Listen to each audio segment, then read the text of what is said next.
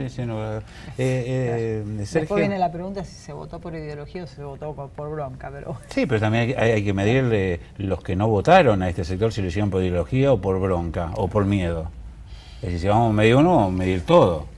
Y después vamos a mirar el tema del efecto del anuncio de la quita de retención, en realidad la disminución de la tasa de derecho de deportación, vamos a hablar con precisión, pues funciona con retenciones, como retenciones solamente en el sector agropecuario, como consecuencia de que en el primer eslabón de la cadena, al entablarse la relación con el segundo es el que no paga el precio mercado, sino paga el precio menos la deducción en base a un supuesto, que todo se exporta y que se exporta bajo la misma forma, digamos, para el caso de la soja. Sí. Yo soy el acopiador, yo soy la cooperativa y vos que sos productor, no te pago el precio, sino que te pago el precio menos el porcentaje de retención. No existe la retención, no existe el comprobante de retención. Lo que existe es el derecho de exportación que paga el exportador en el momento que embarca o en el momento que el procedimiento legal lo indica y sobre la base de cálculo que le indica. El tema es que el segundo eslabón de la cadena es el que él practica esto, y por lo tanto eso, entre otras cosas, exterioriza la asimetría que hay a lo largo de toda la cadena, donde un derecho que en realidad es un derecho sobre una operación de comercio exterior aparece, digamos, en cabeza del productor en el primer eslabón, con las complejidades que eso tiene. Pero también uno tiene que decir que eso era posible ser sostenido en el tiempo, porque los niveles de ganancia extraordinaria permitían comer del mismo bolsillo a tres sujetos: al propietario del campo que no trabajaba y lo alquilaba, al productor que era el que explotaba o organizaba la explotación del suelo, y por otra parte al proveedor de insumos que cobra exactamente en la misma proporción de la producción como si fuese un socio más, ¿no? Tres bolsillos de una misma actividad generaban, o mejor dicho, exteriorizaban la existencia de niveles de ganancia extraordinaria que hoy no existen, y por eso hay zonas en donde se empezaron se dejaron viejos cultivos y los cultivos fueron sustituidos por la soja y que hoy no le da el número. No le da el número porque no existen los niveles de ganancia extraordinaria que antes existía, entre otras cosas porque bajó violentamente el precio de no la soja, sino el conjunto de los commodities por el cambio de ciclo dado por el cambio del comportamiento chino en el mundo. No hay que olvidarse, China entró en la Organización Mundial del Comercio en el 2001, más allá de las gemelas, 3 meses después entró a la OMC, y esto trajo un conjunto de impactos sobre el conjunto de las materias primas, commodities, etcétera, y uno vio crecer significativamente el precio, no de la soja, reitero, de prácticamente todo, y ese ciclo se terminó, si bien con distintos momentos. Ese ciclo ahora da comportamiento de descenso y estamos frente a otra realidad estructural, ¿no? Bueno, ahí viene la pregunta. Se anuncian quitas o bajas en lo que son las retenciones, como se las conoce popularmente, si se quiere. ¿Se va a beneficiar el productor? ¿Se beneficia el que exporta a las terminales? Bueno, ¿es un beneficio real? ¿Va a ser un beneficio real para el campo? Y después la pregunta que le sigue es, ¿el campo es gran generador de empleo o el ojo lo tienen que poner ahora sobre la pequeña y mediana industria? Completo lo de Flor, porque hay un mito en torno de esto, de lo que hacía referencia a Flor y de lo que venías hablando, Sergio. ¿Es cierto que hay tanta soja en silo bolsa que sería un boom de ingreso de dólares que reactivaría y reemplazaría a las aparentemente enflaquecidas arcas del Banco Central? Todos los productores liquidan los dólares juntos. Claro, es decir... Bueno, primero, hay una cosa que no cambia. Hay una cosa que no cambia con la asunción. En todos lados, me imagino en clase te deben preguntar 10.000 de estas, así que dale. Hay una cosa que no cambia con la asunción del nuevo presidente. ¿Cuál es? La estructura de poder que existe al interior del sector agropecuario. O sea, son los mismos jugadores, el mismo peso, la misma relación de fuerza, la misma asimetría, etcétera. ¿Por qué habrían de cambiar si se deduce una parte del costo?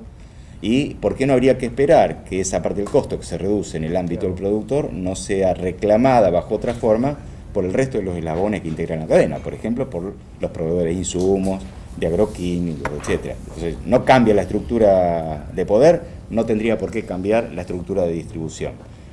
En principio, por lo tanto, yo no tendría grandes expectativas si fuera productor agropecuario que van a cambiar las cosas si me bajan las retenciones o si me las mandan a cero. Máxime sabiendo que hay un conjunto de ítems o materias primas que ya no se exportan en baja cantidad. Entonces, el efecto que tendría sería limitado como consecuencia que ya no se vende al extranjero en la medida en que se lo vendía por otra parte. Vos me planteabas... el tema de... ya ni me acuerdo. No, por eso, ahí está. Dame así, le cuento bien. Hay, creo que todos lo hemos escuchado, Hay un mito, o no sé si es mito, acá viene la pregunta para Sergio, que indica que hay tanta soja guardada en silo bolsa, esperando el momento de la llegada del Rey Mago que cambie las retenciones, que permitiría tal cantidad de ingreso de dólares que servirían para tener un colchón.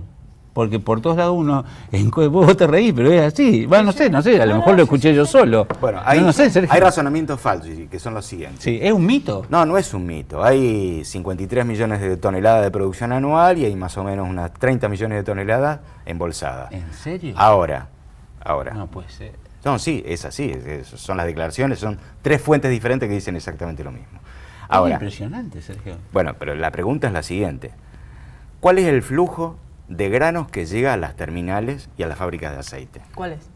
El mismo de siempre. Y normal a lo largo de todo el año. Ya no tiene el ciclo del producto. No, pero eso te está hablando de otra cosa ilegal. No. ¿Cuánto es? No, bueno, llega normalmente exactamente la misma cantidad que las fábricas necesitan para poder producir, exportar y vender.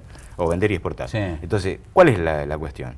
¿Que la mayor oferta porque se saque el silo de bolsa va a generar la posibilidad de venderlo afuera? ¿O la cobertura de la demanda externa llegó al límite que los compradores externos piden? O sea, la locura de pensar que porque liberen la tasa de derecho de exportación, la retención, etcétera, sí, van a vender y pueden obtener más peso, obviamente, pero que eso implique un incremento de los dólares en la reserva internacional, el fruto que se expandan las ventas, es no saber que en realidad lo que importa no es la oferta. Eso pertenece al siglo XIX como mirada. Importa la demanda. Importa si los compradores quieren más de lo que ya vienen comprando. Y es difícil pensar en una expansión significativa de la demanda como consecuencia de que nuestros compradores compran lo que necesitan, no lo que nosotros le querramos vender. En todo caso, la pregunta es por qué se habría producido tanta soja y por qué existe no solamente la especulación en la tenencia en silos bolsa de algo más de la mitad de la producción de un año, sino, bueno, la ausencia de regulación y otro conjunto de elementos que habría que discutir. Y la ausencia, permíteme, Bueno, Flor. la ausencia de regulación como Estado, porque si hablamos del daño que le provoca la soja al suelo, ahí también está el Estado. Digo, el Estado o sosteniendo una retención a la soja y liberando otros productos del agro para hacer rotación e incentivar lo que es el mercado de vaca, etcétera. Digo, no está eso tampoco, porque nos quejamos mucha soja. ¿Cuál es la regulación del Estado? ¿Dónde está el Estado? ¿Dónde está el Estado también en las cadenas intermedias? ¿Por qué le pagamos 3,60 al productor de leche en el Tampo y después vamos al supermercado y la compramos a 17? No te enojes, a 14. Flor. Digo, pero está bien. Pero estas cosas no se discutieron nunca, no se discutieron antes. Y uno no tiene motivo para pensar, ¿se van a discutir ahora? Claro. ¿Se van a fijar ahora en la cadena intermedia? Además, esta presencia que uno a veces reclama del Estado, que además nos implica a todos en el consumo diario, en la vida diaria, vamos todos los días al supermercado. ¿Por qué el productor del campo que está todo el año con las vacas ordeñando, levantándose a las 5, a las 6, porque además a la vaca no la puede dejar sin ordeñarla, ¿no es cierto? Bueno, ¿por qué le pagan 3 pesos con 60 y en el supermercado 17? ¿Quién controla eso? Una cadena estoy hablando, una. No estoy hablando de todo lo otro. Aceite, galletita, digo, nada, una sola. Mirá todo lo que hay para controlar. Bueno, la historia, a la futura candidata, ¿no? Ya sé está. si... La historia de la ausencia de regulación es muy larga sí, en la Argentina y me parece que es una cuestión cultural a deconstruir. Pero a partir de lo que vos planteabas, yo me preguntaría esto.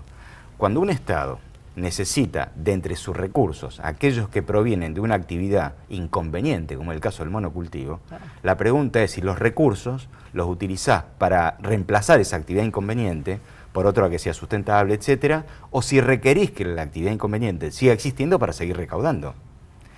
Bueno, pero esa es una paradoja que no solamente se plantea con la soja. Se planteaba, por ejemplo, cuando ATAC, ese movimiento, salió con el tema de la tasa Tobin por el movimiento de capital financiero en escala internacional. O sea, necesitaban que la especulación financiera siga vivita y coleando para poder obtener un recurso que favorezca a este o tal o cual programa. Y en realidad lo que uno se tendría que plantear, si hay un recurso del Estado que se genera como consecuencia del gravamen a una actividad no totalmente sustentable, lo que se tiene que plantear no es depender de ese recurso, sino utilizar el recurso para reemplazar la actividad no sustentable por otra que lo sea. Que no está en vista. No está en la cabeza de nadie, lejos. eso está claro. Bueno, perdón, una pregunta que me había quedado con Está terrible hoy, Flor. ¿El campo genera empleo masivamente?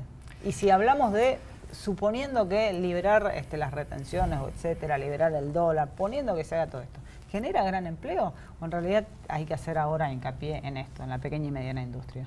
Bueno, hay empleo directo y empleo indirecto. Obviamente la expansión de la actividad agropecuaria post-2001 generó una expansión en el empleo vinculado al agro, no necesariamente la actividad agropecuaria. No es de los sectores más dinámicos, obviamente, porque el sector más dinámico tiene que ver con la actividad transformadora, la industria, en todas sus variantes y en todas sus dimensiones, desde la pequeña a la mediana a la grande, con sus características y su heterogeneidad. No estoy de acuerdo, Sergio.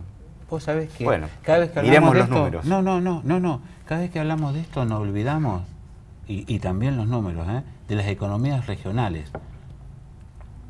Siempre nos olvidamos, donde la mayoría de los trabajadores ganan muy pocos y hay muchísimos en negro. Y eso también es el campo. No es el campo que conocemos nosotros. Estamos hablando de la pampa húmeda, estoy totalmente de acuerdo con vos. Pero, es decir, en Mendoza, en La Rioja, en Catamarca. Te di vuelta el razonamiento. No hay economía agropecuaria que no sea regional. Ahí está, perfecto, sí, toda existe en alguna región. Núcleo, claro, entonces nosotros estamos en la zona pampeana, estamos hablando de la zona pampeana, que es la que discute esto. De las otras, totalmente de acuerdo con vos. Yo comentaba lo del aceite de oliva, que lo tienen acobachado. ¿Y cuánta gente trabaja? Y mucha trabaja. Muchas más de las que figuran que trabajan. Incluso en siguen unidad de llegando persona a la por hectárea, Argentina. por supuesto, es muy superior. Y siguen llegando a la Argentina trabajadores semi-esclavos o esclavos de otros países limítrofes para trabajar en las economías regionales. Hay que mirar la producción algodonera, por ejemplo. Bueno, eso es el norte de Santa Fe. En Santa Fe se ha expandido muchísimo la actividad algodonera, sobre todo en la actividad desmotadora. También Salta se incorporó, Santiago de Bueno, perdón, no quería... No, pero está bien. Hay que tirarlo sobre la mesa. Y además hay que cuestionar la certeza, porque de eso se trata. Claro. No hay explicaciones únicas y me parece que uno tiene que trabajar el conjunto del argumento si quiere apostar o si quiere aportar para la discusión de una Argentina diferente.